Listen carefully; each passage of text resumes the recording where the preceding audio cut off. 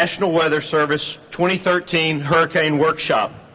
I'm David Baker, Vice President of Distribution Electric Operations for CenterPoint Energy, and it is my pleasure and privilege to join in welcoming you to this very important event. Before we get started, we'd like to take just a moment of silence to honor the firefighters who were lost yesterday. If you will join me in just a moment of silence, please.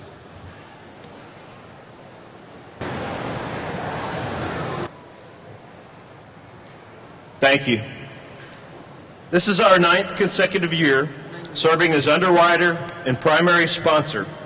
Along with the City of Houston and the National Weather Service, we continue to participate each year because we understand the importance of imparting potentially life-saving information to the communities we serve.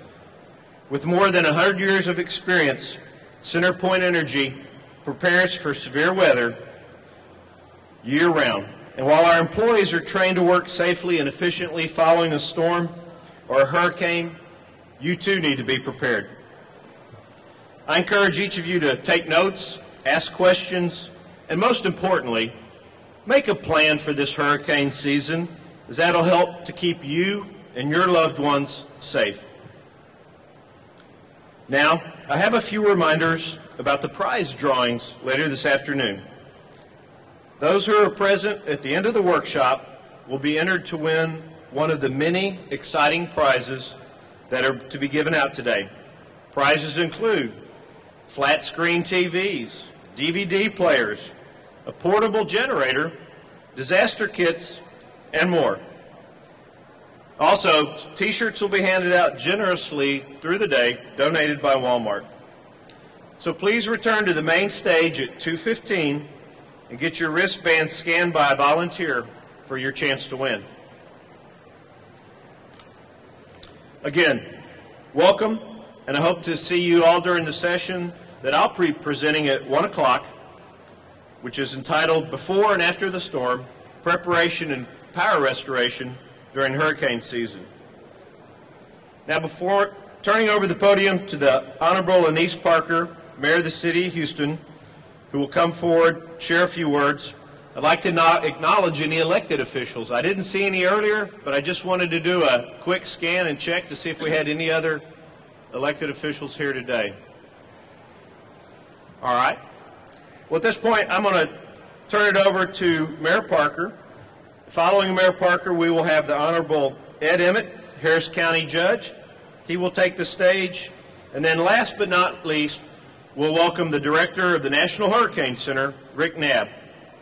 Again, we appreciate everyone's time here today to help us officially kick off this workshop. Thank you very much.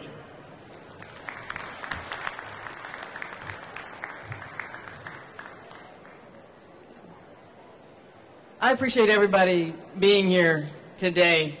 And yeah, yesterday was a terrible day for the City of Houston. But even with all the things that happened yesterday and our firefighters' lives that were lost, the first responders in this city and in this community continued on the job and will continue on the job. We are here today to remind everyone what we can do as a community to better prepare for hurricanes, but what each one's role and responsibility is. The challenge for us is that there's so many new residents that move into coastal areas, and many of those, and perhaps some of you new residents, don't really understand hurricanes, hurricane preparedness, what we do as public officials, and what your responsibilities are. And this workshop today and the things that you'll learn through the course of the day will help all of us work better when we have to respond to a disaster. Our division of labor in this, from the government side, is very specific and well defined. We practice, we prepare, we review previous hurricane response, and we look at new tools and techniques, make sure that we are ready for the next hurricane. But our responsibility and ability can only go so far. We know what to do on our end. We depend on our citizens knowing what to do from your end. Each one of us, as individuals who live in a coastal region, has some things that we must do to fulfill our personal responsibilities. One is to know what's happening. Very simple, just to know what's happening. Have a means of staying in touch with weather conditions throughout the summer. Knowing what our personal circumstances are. And by that I mean, am I in a zone that might be ordered to evacuate? And we'll talk about that. Am I in a zone that might be ordered to shelter in place? And we'll talk about that. Am I dependent on medications? If I'm dependent on those medications, do I have a sufficient supply at all times to make sure that I'm not forced into a physical circumstance that would be detrimental? Do I know what resources I have in my home that I might need in order to support myself, food, water, for at least 3 days, perhaps as much as a week? If I'm in an evacuation zone, or if I have sheltered in place and then evacuated, do I know where I'm going to go? If my cell phone's down, how am I going to communicate with family members? Am I aware of all of the new tools and techniques that are available? Because from our side, we are constantly working to provide more information to our citizens. Information to track the storms, information to prepare for it when a storm comes, mechanisms for relaying to you what's happening at all times. If you take nothing away from today than this, it is important for you to remember that this is a partnership where we have to execute, the city and the county, the state level, and you have to execute as well. And the best way for that to work is to make sure that we have clear communication and that everybody knows what role to play. As hundreds of thousands of people move into the greater Houston area each year, we want to make sure that that communication is crisp and clear and that we all do our job. Citizens have been living in coastal communities for hundreds of years, and hurricanes have been around a very, very long time. They can be dangerous, they can be deadly, but if we prepare together, we can weather the storms and get through this hurricane season as we do every year the best way possible. Thanks for coming down, and I look forward to your questions.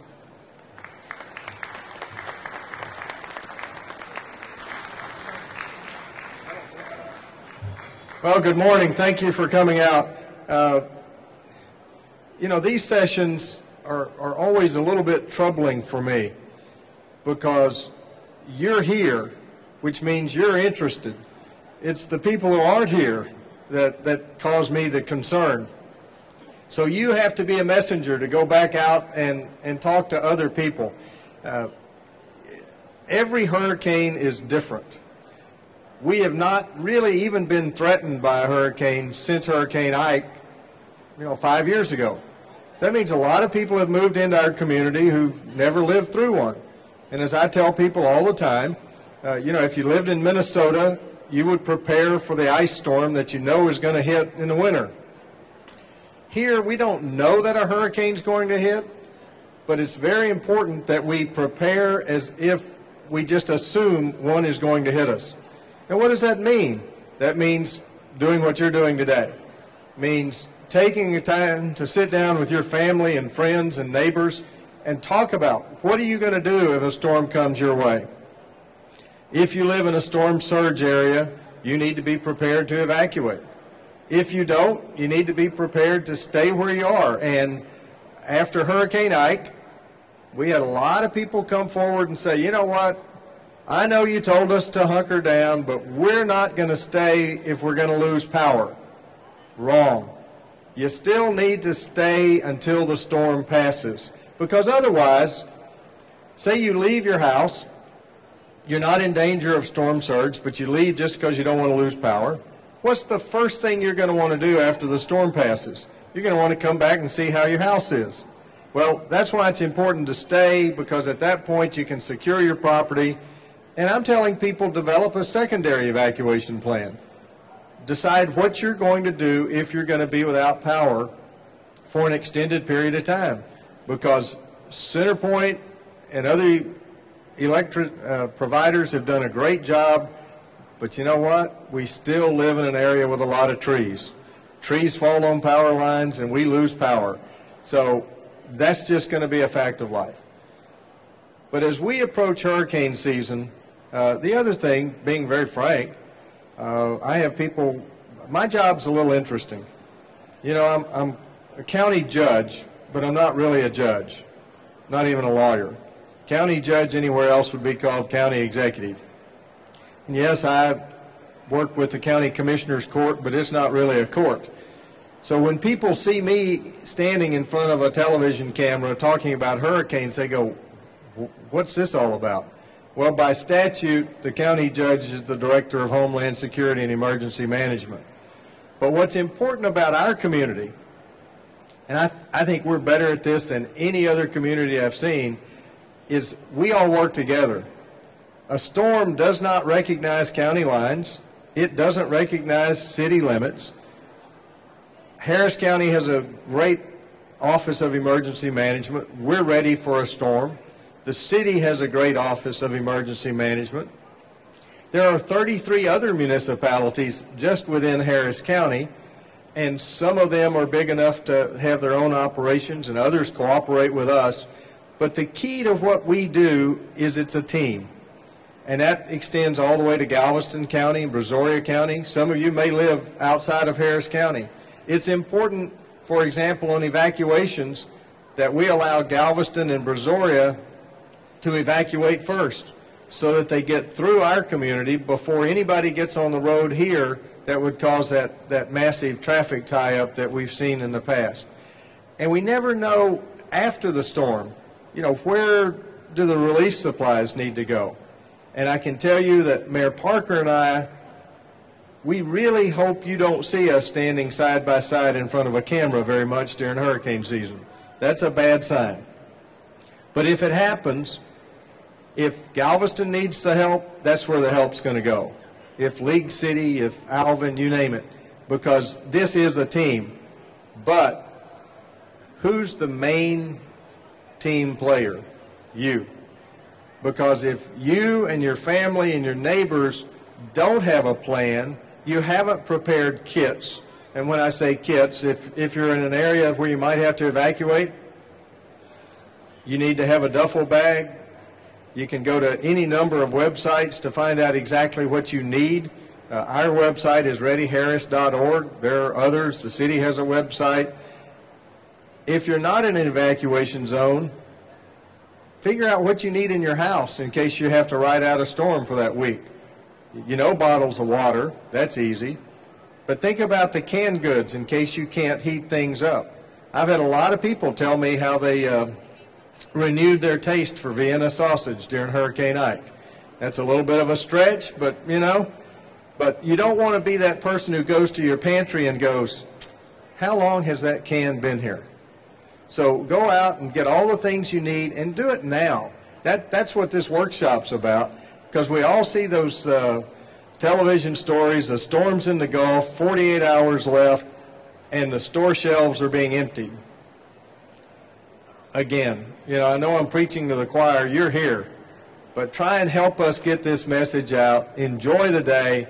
There's a lot to learn. It's a fun thing. I'm glad to see a lot of kids here, because this is an important thing that to do on a Saturday, and we thank you for taking your time. So thank you for being here.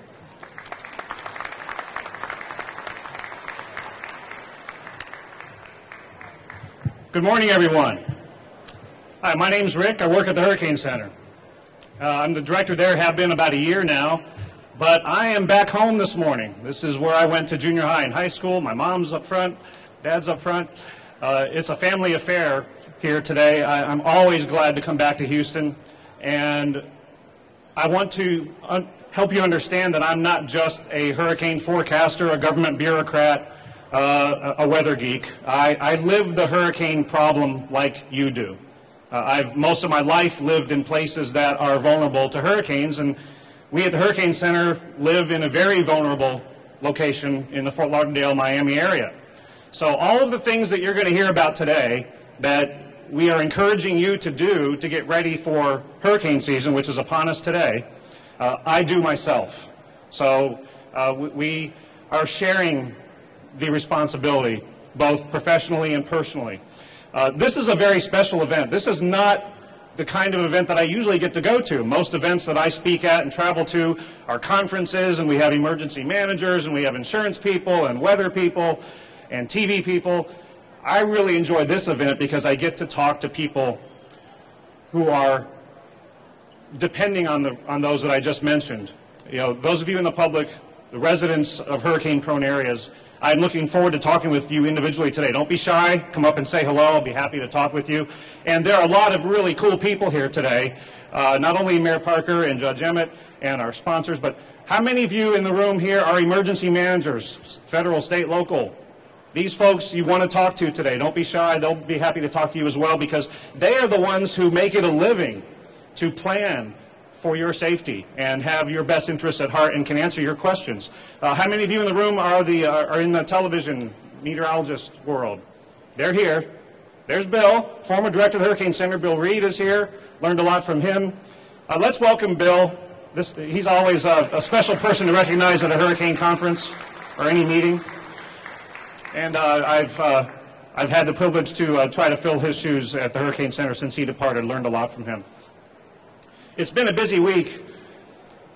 The lead up to the beginning of the hurricane season is one where we're talking a lot about hurricanes. You know, the seasonal forecast comes out. I'm not going to regurgitate the numbers to you because while it's great science and while it gets us talking about hurricanes and we're getting pretty good at forecasting the numbers, in large respect they don't matter because it just takes one. It's a cliche. I'm going to shower you with cliches today, but that's one of them. It just takes one tropical storm or hurricane or even major hurricane to come your way, and you're not going to care what the numbers were. Even in a below average year, we can have tremendous impacts like we did in 1992 when Hurricane Andrew, a Cat 5, hit South Florida in a below average year.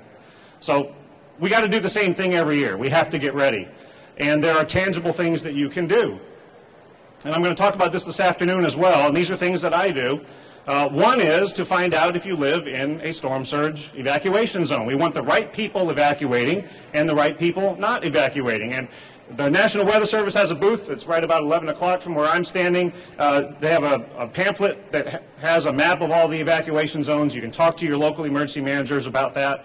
It's a critical piece of your evacuation planning to know if you're in one of these zones, so you know when it's called, if you are the one who needs to go. And if you're in one of these zones, you really need to figure out today where you would go and how you would get there. And if you're not in one of those hurricane evacuation zones, why not be an evacuation destination for your friends who are in the coastal areas? Because it's going to be hard to find hotel rooms for everybody. It's going to be hard to make everybody as comfortable as they want to be in places they're not familiar with. So, you know, be a friend to people who are in evacuation zones and let them come stay with you as we, another cliche, we run from the water and we hide from the wind. To get into a safe area, a safe structure that can handle the wind, but you're out of the flood-prone areas. Another thing that I'll mention again this afternoon that we ought to be doing this weekend, while you're out and about, go shopping.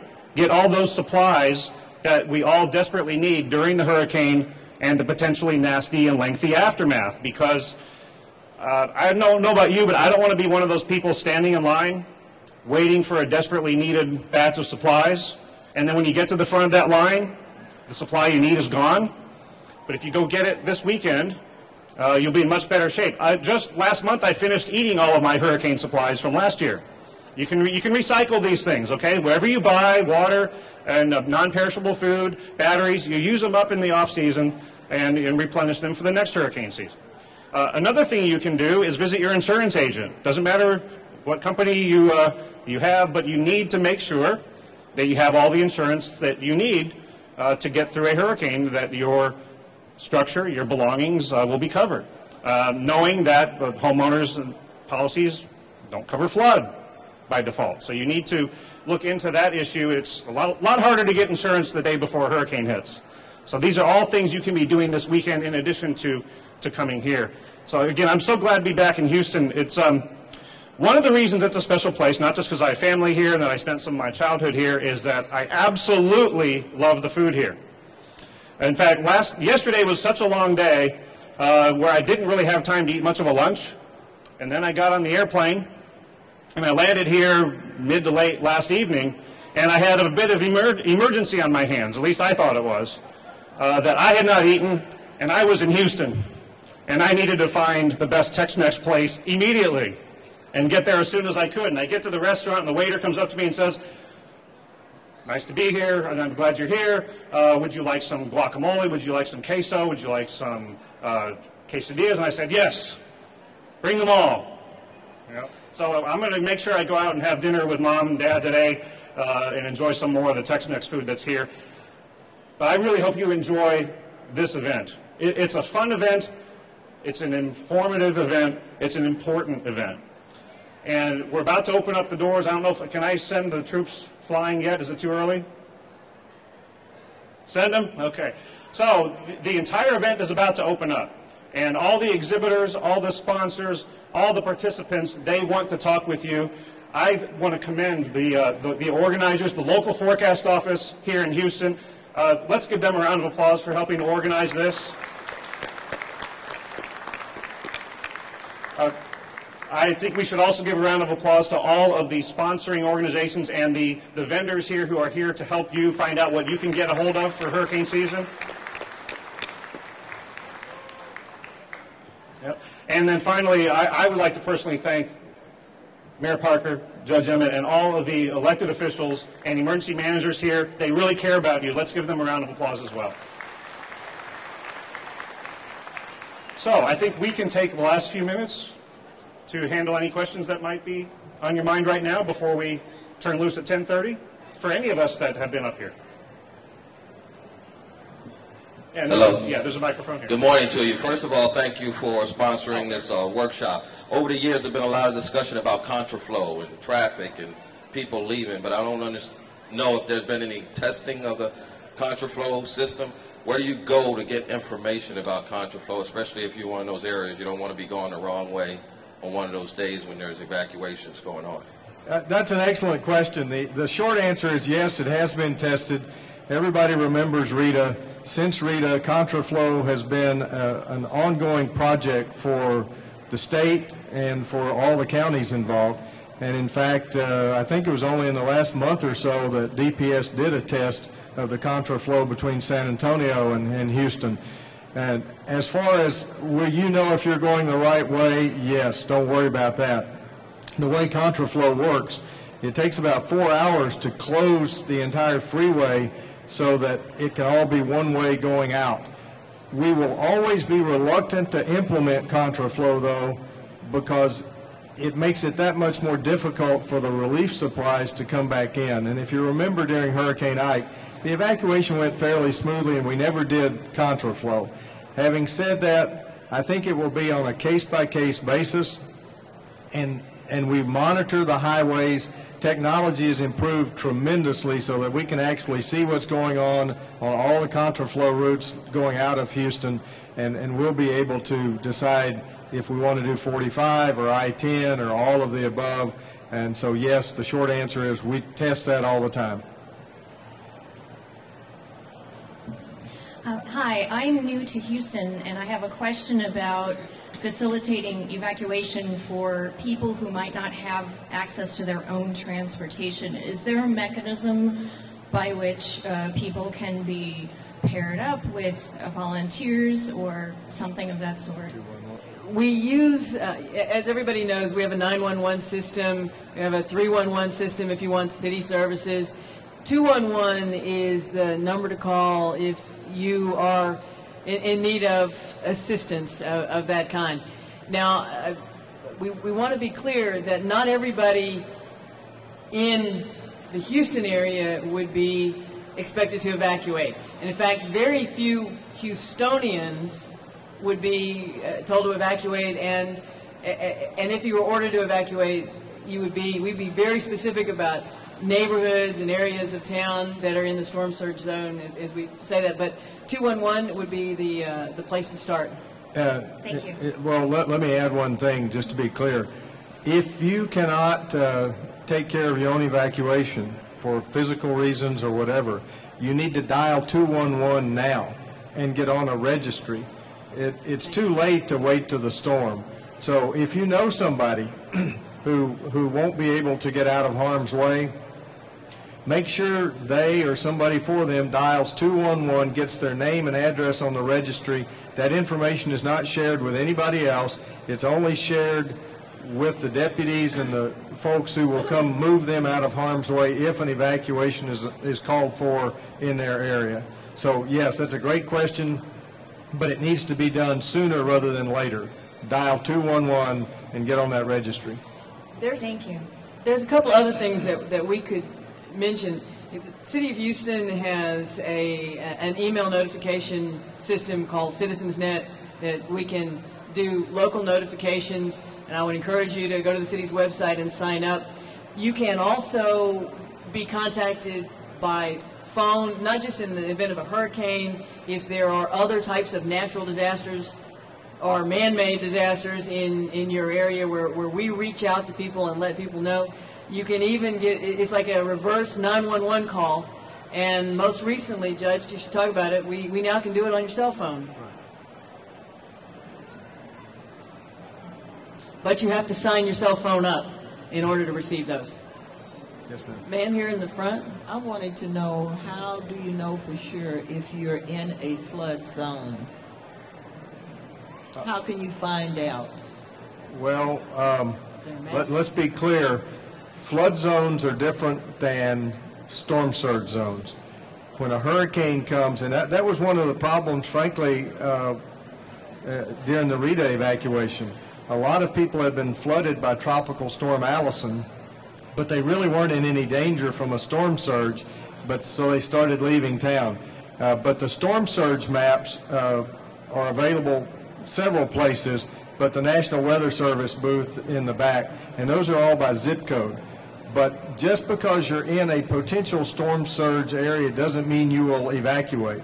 As the mayor said, those decisions are made based on the storm that's coming. So, but that will be able to tell you, as long as you know your zip code, when the evacuations are called for, we'll do it by zip code. The question I have, last year when Sandy came to New York, the European model saw her coming, but ours did not. Do y'all know what happened with that?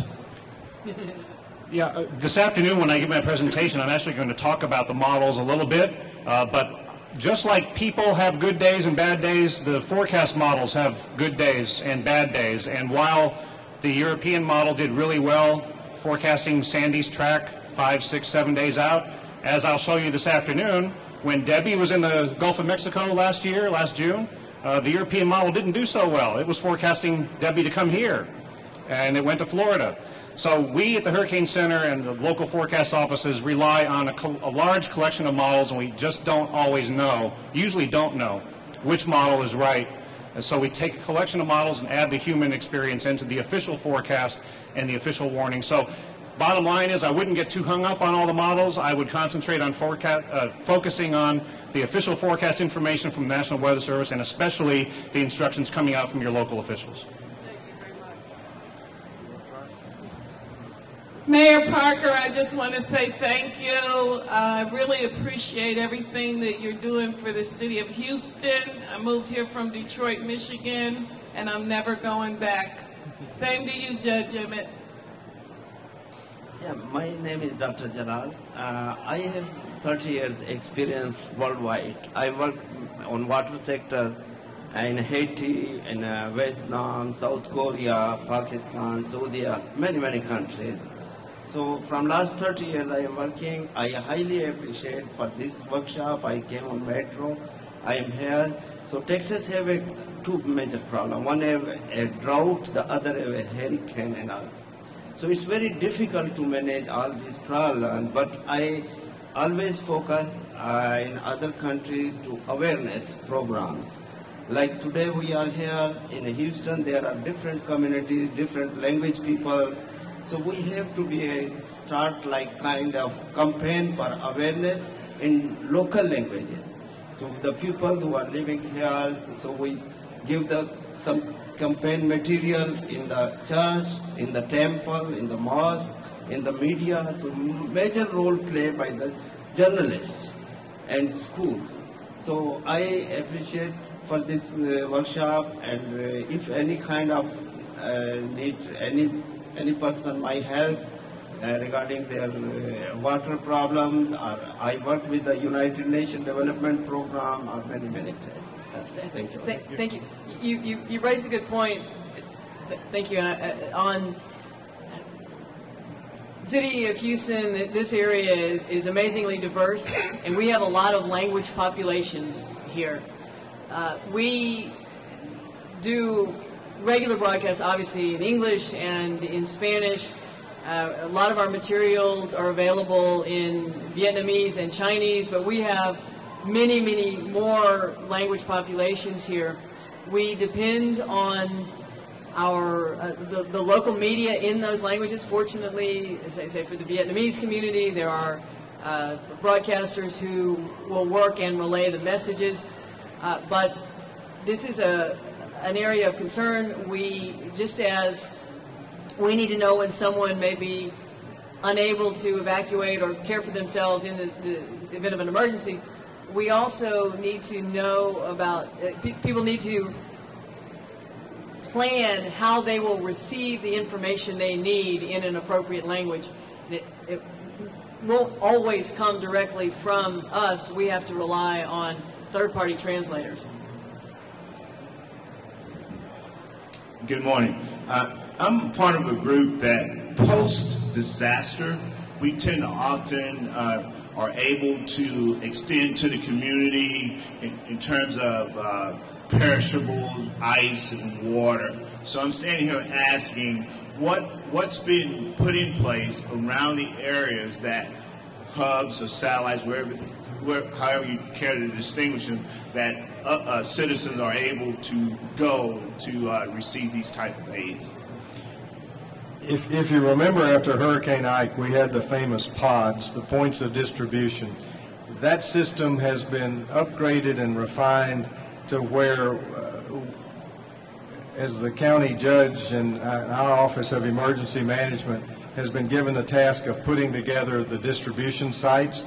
We've asked the City of Houston, for example, to tell us where those sites should be in the City of Houston, likewise in the other communities. But until the storm comes and until we know which areas have been damaged and which areas need the relief the most, we won't announce where those sites are. But they are pre-designated, and the important considerations will be, do you have adequate access to them? Can you get in and out? One other change that has occurred that's important to note, and this is kind of a sad commentary on us and a humorous story at the same time. There were numerous people who were going into these pods time after time after time. And a lot of us had the immediate reaction of, oh, these people are just going and getting more and more stuff. Well, it turns out there was some of that, but most of that, people were going to the pods to take relief supplies back to their neighborhoods to people who couldn't get to the pods. So we understand that, and we're looking for partners. We're going to work with the Houston Food Bank, for example, to set up a special pod to distribute to those who can't come to a pod. But groups like yours would be very important. If you'll contact our Office of Emergency Management, we'll get you in that loop somehow. All the way in the back. Good morning. I also new to Texas from Philadelphia, Pennsylvania. What happens if you're in a senior citizen building? Is the manager there responsible for telling you, giving you information on where to go? Yes.